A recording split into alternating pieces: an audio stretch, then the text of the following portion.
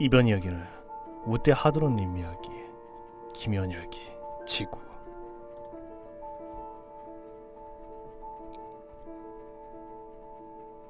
외계 비행선이 왔다. 그들의 비행선은 너무나도 컸다. 하늘의 절반 이상을 뒤덮을 정도로 컸다.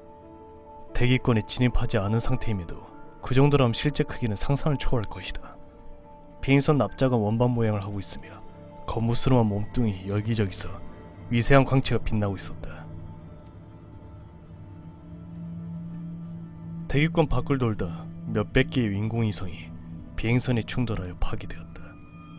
비행선이 지상 수백 킬로미터 상공에 그냥 정지한 상태를 유지하고 아무런 행동도 하지 않고 있음에도 지구는 이미 대혼란에 빠졌다.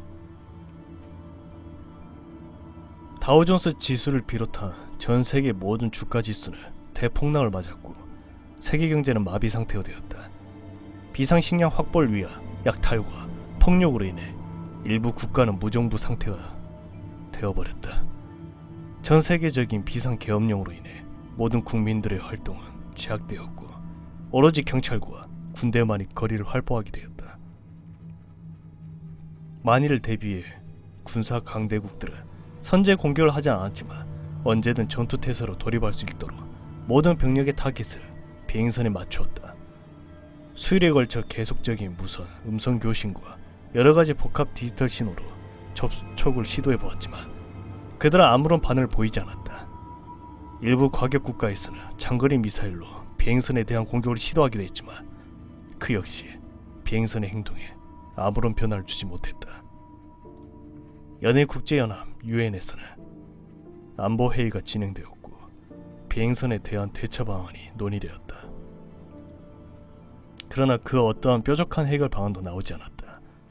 단지 모두들 현재의 긴장감을 유지한 채 비행선의 행동만을 예의주시하고 있었다. 영화에서처럼 그들을 신으로 받드는 사람들이 모이기 시작했다. 그들을 메시아로 추종하면서 세계 여기저기서 피켓과 확성기를 들고 연일 그들을 찬양하기에 여념이 없었다. 그러나 그들은 곧 경찰과 군대의 무자비한 진압이 해체되었고 일부 주동자들은 감금되었다. 그들과 반대로 기존의 종교를 따르던 신자들은 악의 화신처럼 보이는 그들이 하루빨리 이 평화로운 지구를 떠나 멀리 가버리길 간절히 기도했다. 한 달여에 가까운 시간이 지났음에도 그들은 대기권 밖 상공에 머무른 채 움직이지 않았다. 그런데 비행선이 오랫동안 태양빛을 일부 차단함으로써 지구의 변화가 일어나기 시작했다. 몇몇 국가에서는 농작물이 냉해로 막대한 피해를 입었으며 해수의 온도 변화와 해류의 방향 변화로 인해 어떠한 곳에서는 수백 년 만에 폭우와 폭설이 연일 끊이지 않았다. 그 여파로 수백, 수천만 명의 이재민이 발생했고 수십만 명이 목숨을 잃었다. 상황이 최악의 일로 치닫자 인내심의 한계를 느낀 연합국에서는 드디어 선제 공격을 개시했다.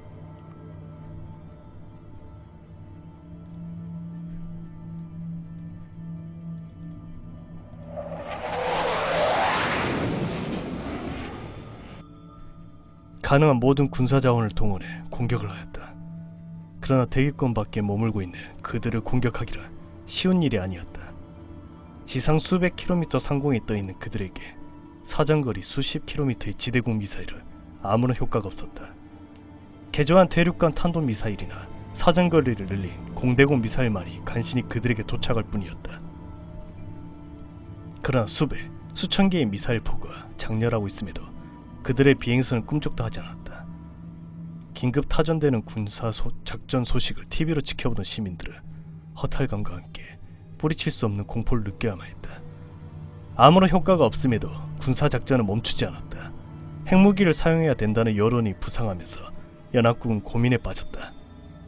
핵무기를 사용함으로써 지구에 발생할지도 모르는 잔류 피해를 무시할 수 없었기 때문이다.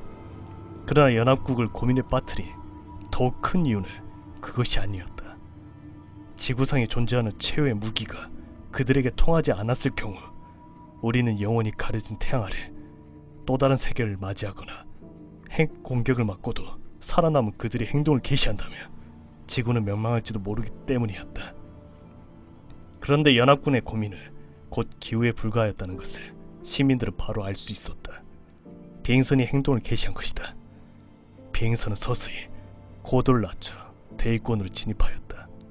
그나마 조금이라도 보이던 하늘을 지평선 끝부분에서만 간신히 확인될 정도였다. 태양이 떠오른 시간이었음에도 세상은 암흑으로 뒤덮기 시작했다. 수킬로미터 상공에 다시 정지한 비행선을 잠시 후 수만 개의 가늘고 긴 쇠사슬 같은 것을 지상에 서서히 늘어뜨리기 시작했다. 보기에는 쇠사슬 같았지만 그들은 지능이 있는 것처럼 꿈틀거렸고 아주 빠른 속도로 지상으로 내려오기 시작했다. 곧 그 사슬들은 큰 소리를 내며 지상이 수십 미터 깊이로 박혔고 잠시 행동을 멈추는가 싶더니 이내 땅속과 지상을 긁으며 움직이기 시작했다. 모든 인공적인 건물들이 뒤집히고 갈아엎어졌다. 그리고 여기저기에 참혹한 비명소리가 들리기 시작했다.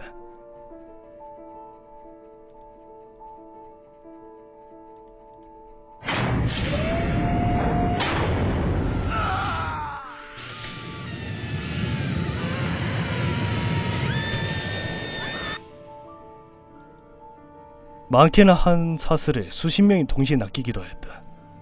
집 안에 있어도 자동차 안에 있어도 심지어 지하에 있어도 그들의 무서운 낚시꾼들을 피할 수 없었다. 사람들은 몸부림치며 저항하기도 했지만 곧 연신 두들겨 맞은 고깃덩어리처럼 툭 늘어져 사방에 핏물을 흩날리며 낚여 올렸다. 이에 연합군은 즉각적인 핵공격을 시작했다. 하늘을 수놓은 수천 개의 가난한 하얀 선들이 비행선을 향했다. 그리고 청백색 성광이 여기저기서 터져나오기 시작했다.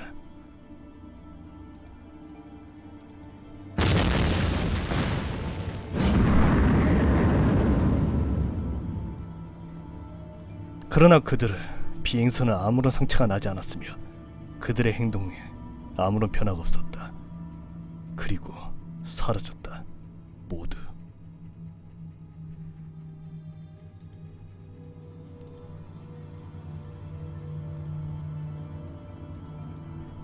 올해는 흉년이군. 게다가 뭔 놈의 분비물 이렇게 쏴대든지 이번 작물은 실패야. 정말로 아까는 따끔하기까지 하더라니까. 그래, 맞아. 오래전 수확 때는 작물의 덩치도 크고 수확량도 많았었는데 재배기간이 짧다고 좋은 게 아니고 그나마 저기 보이는 조명이 꺼질 때까지 몇 번은 더 수확할 수 있겠군.